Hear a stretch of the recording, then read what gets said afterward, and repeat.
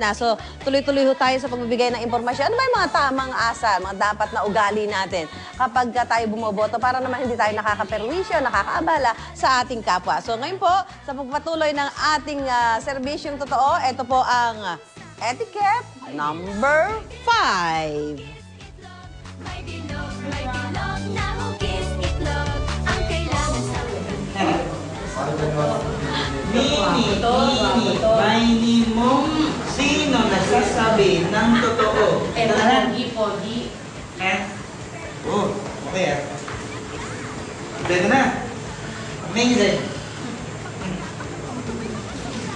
Oh, yan. So, ito po ha, dapat po ay bumoto tayo ng tama at ayon sa ating konsensya. Iboto natin kung sino yung gusto natin at hindi yung parang pinaglalaroan nyo yung mga kandidato, yung mga pipiliin nyo. Mas mainam po na ang pagboto ay hindi base sa pera, kung ano man yung tinanggap ninyo dito sa mga kandidatong ito, sa kanilang personalidad, di ba? O kaya, yun po yung mga maling pamantayan sa pagboto. Mainam na pag-isipan natin mabuti kung sino yung ating iboboto, kung sino nakikita nating makakapag-lead ng maayos sa atin, makakapamuno para ho mas maganda ang takbo ng ating bansa. Mas maganda, magdala po kayo ng listahan ng inyong mga napisil na kandidato batay sa kanilang mga kwalifikasyon. Okay, narito naman po ang etiquette number 6.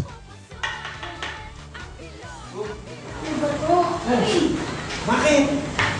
Hindi ko malat kung ano nagagawa ko. Alam mo, hindi ka nakapag-concentrate sa binoboto mo, ang gulo mo. Wala mo, sobra naman. Palit na yan tayo. Di pa ka na. Naku, ayoko na! Hindi kasi ako Ayoko na bumoto! Walk out ako! Ayan. Sa pagsagot din po ng balota, hindi mainam yung lilingon-lingon o kaya ay tumitingin sa katabi at yung inyong mga kakaibang kilos na ginagawa sa loob po ng polling place ay nakaka-distract sa iba pang mga botante. Nakaka-istorbo po yan. So, mag-focus po ng mabuti sa pagsagot sa mga balota at uli, pag-isipang mabuti ang inyong ibobotong kandidato. Ito po naman ang etiquette number 7. Mahal na nakakagutom naman to. Dali lang, hanap ko ako. Handa ako sa niya. Ay, naku po. Ano, kung gutom ka, hanap ko ako. Gusto ko yung mga gado Excel eh. Umari, hingi ka lang, hanap ko kung gutom ka. Ay, asarap. Bakit gusto ko yung water diba? Lagi ako bibigyan ng pagkain ito, ha? Mars!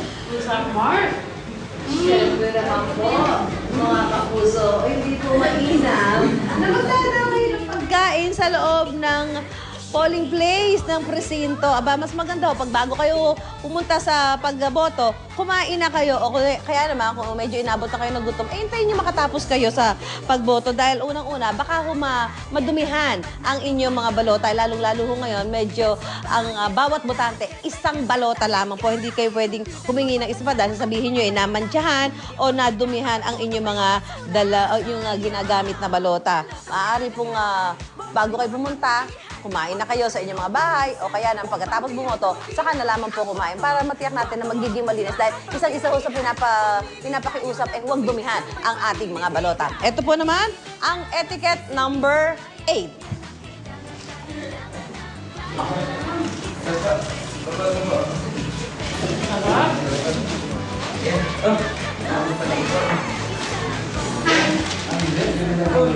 Ang hirap na pagkalit sa trabaho, tapos boboto, oh.